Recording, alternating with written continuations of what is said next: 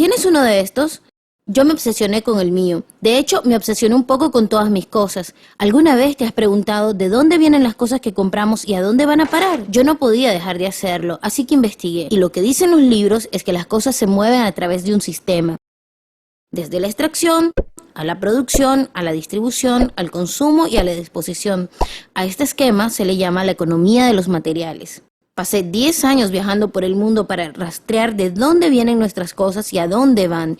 ¿Y saben qué descubrí? Que esta no es toda la historia, que hay muchos huecos en esta explicación.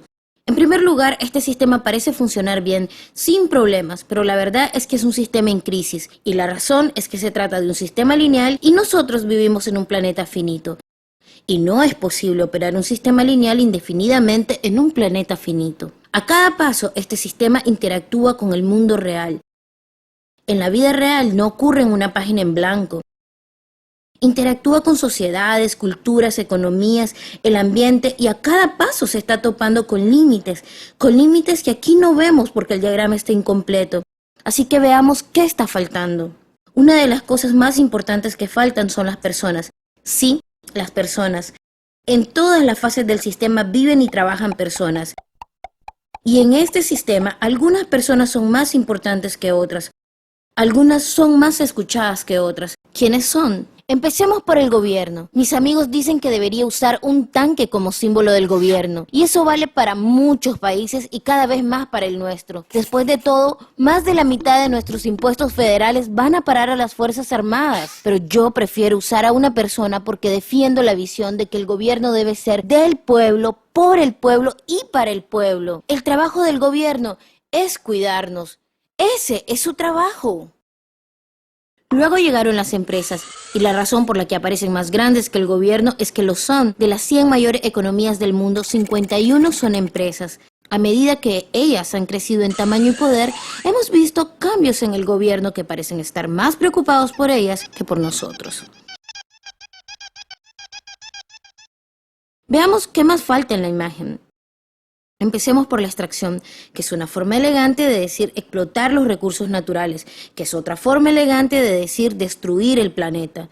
Se ve así: cortamos árboles, volamos montañas para extraer los metales, acabamos el agua y eliminamos a los animales. Aquí nos topamos con el primer límite. Estamos agotando los recursos. Usamos demasiadas cosas. No es fácil escuchar esto, pero es la verdad y tenemos que enfrentarla.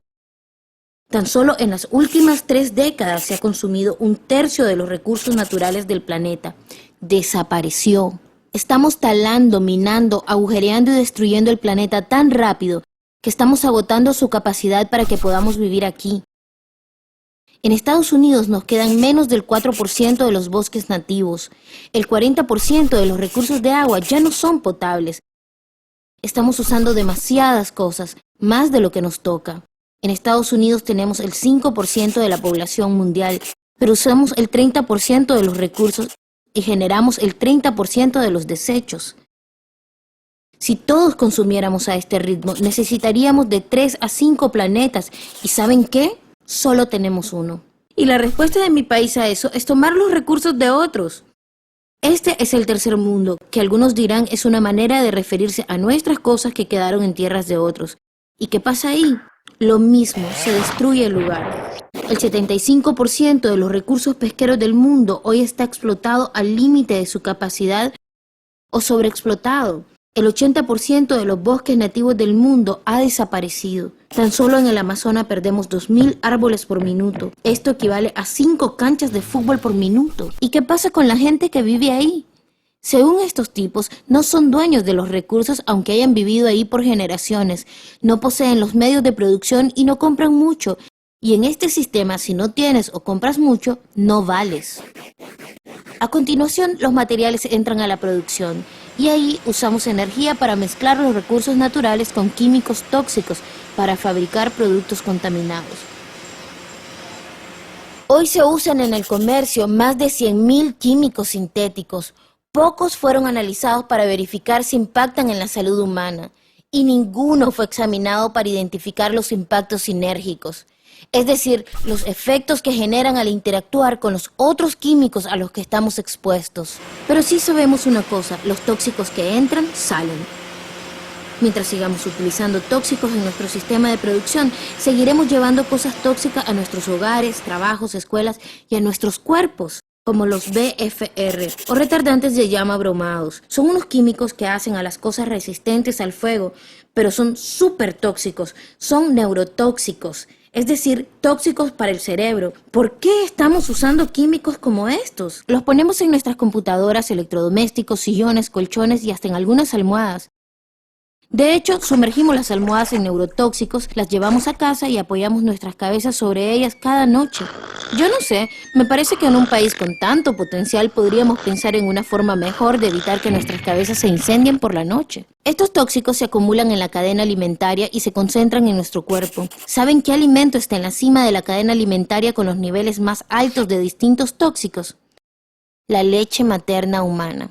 O sea que llegamos a un punto tal que nuestros bebés reciben la dosis más alta de químicos tóxicos de por vida al ser amamantados.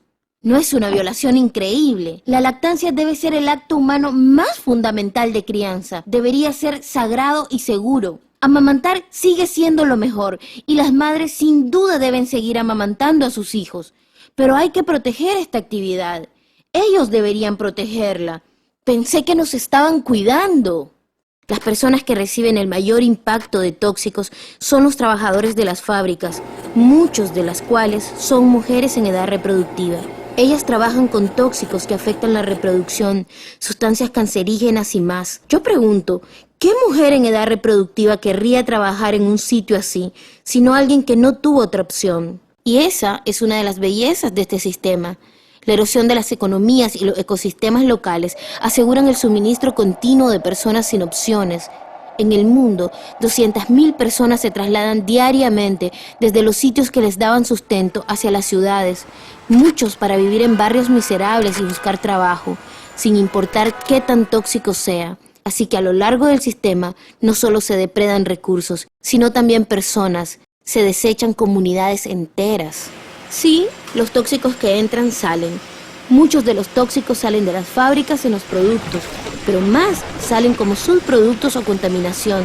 En Estados Unidos, la industria reconoce que emite unos 2.000 millones de kilos de tóxicos al año, y es probable que sean más, pues eso es solo lo que ellos admiten. Y ese es otro límite porque, ¿quién quiere ver u oler 2.000 millones de kilos de tóxicos? ¿Y entonces qué hacen? Trasladan las fábricas contaminantes a otros países. Pero sorpresa, mucha contaminación está regresando a través del viento. ¿Y qué pasa cuando los recursos ya son productos? Bueno, pasan para acá para su distribución. Distribución significa vender esta basura contaminada lo más pronto posible. El objetivo es mantener los precios bajos, que la gente siga comprando y que los inventarios se sigan moviendo. ¿Cómo mantienen bajos los precios? No pagan mucho sus empleados y les recortan prestaciones sociales cada vez que pueden. Se trata de externalizar los costos. Esto significa que el costo real que lleva a producir las cosas no se refleja en los precios. No estamos pagando realmente lo que compramos. El otro día iba caminando a mi trabajo y quería escuchar las noticias, así que fui a una tienda a comprar un radio. Encontré uno verde, pequeño y bonito a solo $4.99. Mientras esperaba para pagar pensé, ¿cómo es posible que este precio refleje el costo que tiene producir este radio y ponerlo en mis manos?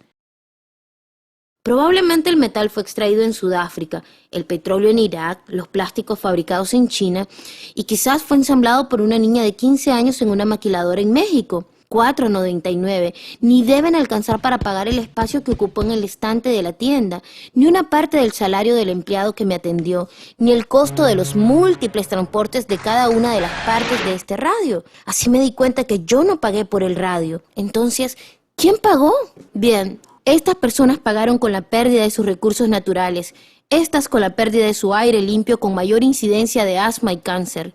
Los niños en el Congo pagaron con su futuro. 30% de los niños allá dejaron la escuela para trabajar en las minas de coltán, un metal que necesitamos para fabricar nuestros electrodomésticos desechables. Estas personas pagaron al tener que cubrir su propio seguro médico. Todos contribuyeron para que yo pudiera comprar un radio en $4.99 y ninguno de estos pagos aparecen en los libros contables. A eso me refiero cuando digo que los empresarios externalizan los costos reales de producción. Y esto nos lleva a la flecha dorada del consumo.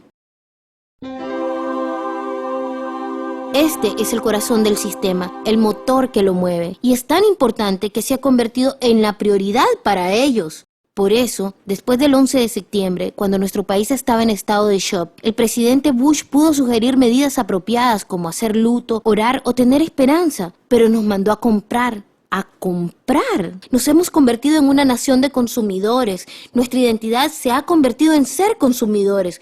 No madres, maestros o agricultores, sino consumidores. La principal forma en que se mide y demuestra nuestro valor es en cuánto contribuimos a esta flecha, cuánto consumimos.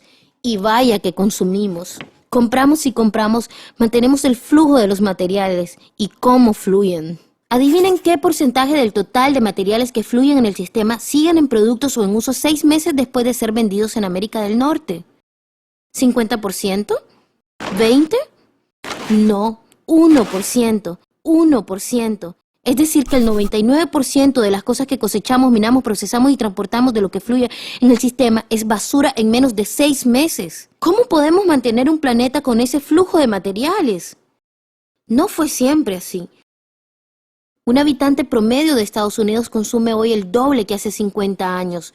Pregúntale a tus abuelos. En su época se valoraba la buena administración, la inventiva y el ahorro. ¿Cómo ocurrió esto? No es que solo ocurrió, fue diseñado. Poco después de la Segunda Guerra Mundial, estos tipos ideaban maneras de hacer crecer la economía, y el analista de mercado Victor Lebow formuló la solución que se convirtió en la regla para todo el sistema.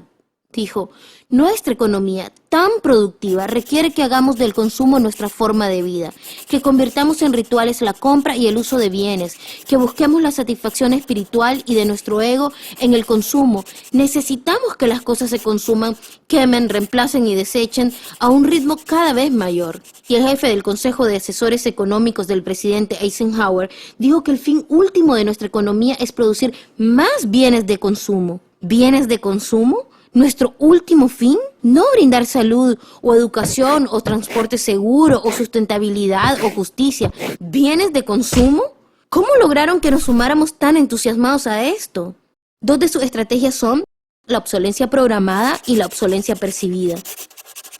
Obsolencia programada significa diseñado para ser desechado. Se diseñan cosas para ser inútiles lo más pronto posible, para que las tiremos y compremos cosas nuevas. Es obvio si pensamos en bolsas de plástico o vasos para café, pero también ocurre con cosas más grandes, trapeadores, DVDs, cámaras, parrillas, todo. Hasta las computadoras. ¿Notaron que hoy la tecnología avanza tan rápido que en menos de 2 años tu nueva computadora se vuelve un límite para la comunicación? Yo sentía curiosidad por esto, así que abrí una computadora y me encontré con que lo que cambian cada año es solo una piececita en una esquina, pero no puedes simplemente cambiar esa pieza porque cada nueva versión tiene una forma distinta, así que tienes que tirar todo el aparato y comprar uno nuevo. Estuve leyendo revistas de diseño industrial de los años 50 cuando la idea de la obsolencia programada cobró fuerza. Los diseñadores hablaban abiertamente del tema, discutían qué tan rápido podían lograr que las cosas se rompieran sin que los consumidores perdieran la fe en los productos como para seguir comprándolos. Era todo intencional. Pero las cosas no se rompen tan rápido como para mantener esta flecha tan activa. Para eso existe la obsolencia percibida, que sirve para convencernos de tirar cosas que aún son perfectamente útiles. ¿Cómo lo hacen? Simplemente cambiando la apariencia de las cosas. Así, si compraste algo hace un par de años, cualquiera se da cuenta que últimamente no has aportado a la flecha. Y como nuestro valor depende de eso, puede ser vergonzoso. Yo he tenido el mismo monitor blanco, gordo y enorme por más de 5 años. Y mi compañera acaba de comprar una computadora nueva con monitor de pantalla plana que hace juego con su computadora, su celular y hasta con sus lapiceros. Parece que tuviera una nave espacial y que yo tuviera una lavadora sobre el escritorio. La moda es otro buen ejemplo. ¿Se han preguntado por qué los tacones pasan de ser delgados a gruesos cada año? No es porque se debata qué tipo de tacón es más sano para los pies de las mujeres, es porque si usas tacón grueso en un año en que están de moda los tacones delgados, eso muestra que no has contribuido a la flecha ese año y que por tanto vales menos que las personas que traen tacones delgados o que las personas que aparecen en los comerciales. En resumen, es para que sigas comprando. La publicidad y los medios de comunicación tienen un papel importante en esto. Cada habitante de Estados Unidos es bombardeado con más de 3.000 anuncios por día. Vemos más comerciales en un año de los que alguien hace 50 años veía en toda su vida. Y si pensamos, ¿para qué sirven los comerciales si no es para hacernos sentir infelices con lo que tenemos? 3.000 veces al día oímos que nuestro cabello, nuestra ropa, nuestra piel, nuestros muebles, nuestro auto, que nosotros estamos mal, pero que podemos estar bien si salimos a comprar. Los medios también ayudan ocultando todo esto y esto. Así que la única parte que vemos de la economía de los materiales son las compras. La extracción, la producción y la disposición ocurren fuera de nuestro campo visual. En Estados Unidos tenemos más cosas que nunca, pero las encuestas demuestran que nuestra felicidad está disminuyendo. En los años 50, la felicidad nacional llegó a su límite, en el mismo momento en que estalló esta manía consumista. Interesante coincidencia. Creo saber por qué. Tenemos más cosas, pero cada vez menos tiempo para lo que realmente nos hace felices. Amigos, familia, esparcimiento. Estamos trabajando más que nunca. Algunos analistas dicen que hoy tenemos menos tiempo libre que nunca desde el feudalismo. ¿Y saben cuáles son las 2 actividades que más realizamos en nuestro escaso tiempo libre? Ver televisión y comprar. En Estados Unidos dedicamos 3 a 4 veces más horas a comprar que los europeos. Nos encontramos en esta situación absurda en la que vamos a trabajar a veces a 2 empleos y llegamos a casa agotados, así que nos echamos en nuestro sillón a ver tele y los comerciales nos dicen apestas. Así que salimos a comprar para sentirnos mejor y después tenemos que trabajar más para poder pagarlo y regresamos a casa más cansados, así que nos echamos a ver más tele que nos dice que compremos más y estamos en esta rueda de trabajar, mirar, gastar y simplemente podríamos parar. ¿Y qué ocurre finalmente con lo que compramos? A este ritmo de consumo las cosas ya no caben en casa, a pesar que el tamaño promedio de las casas en Estados Unidos se duplicó desde los 70. Todo va a parar a la basura. Esto nos lleva a la disposición, la fase de la economía de los materiales que todos conocemos porque tenemos que sacar la basura. En Estados Unidos, cada persona genera más de 2 kilos de basura por día, el doble que hace 30 años.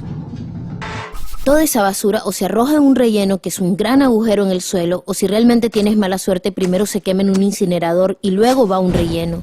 Ambos contaminan el aire, el suelo, el agua y contribuyen al cambio climático. La incineración de residuos es muy dañina.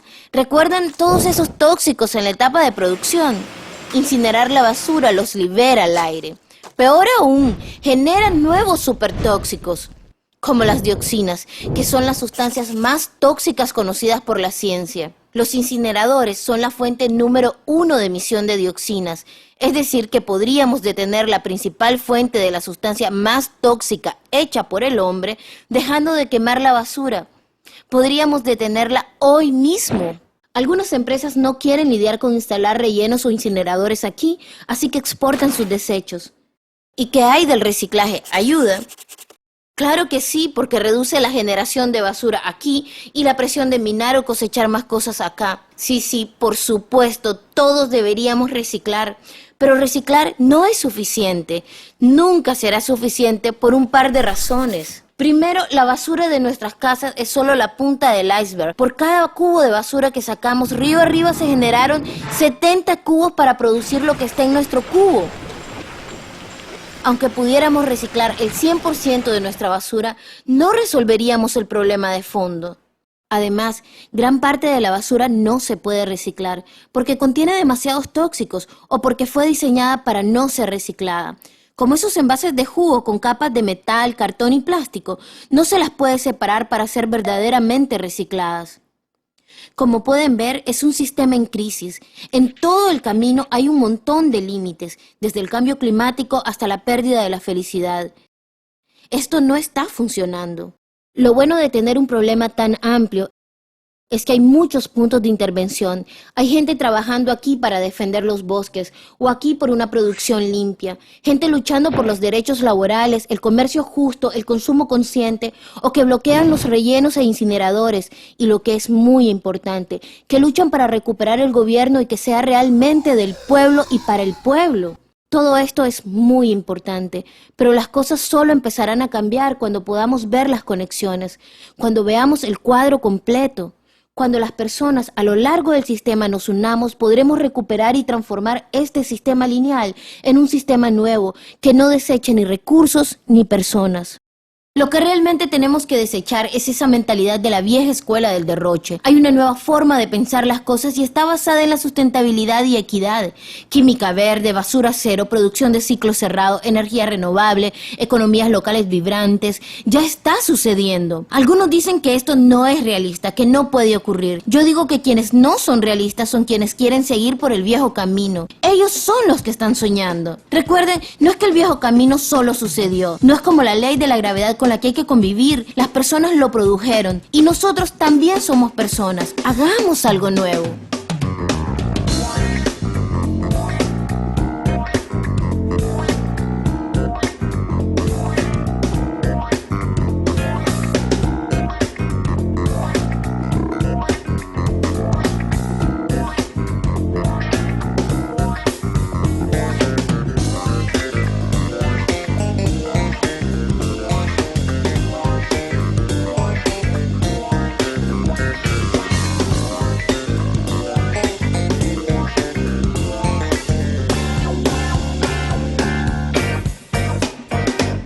Doblado al español, Fundación Puntos de Encuentro Nicaragua.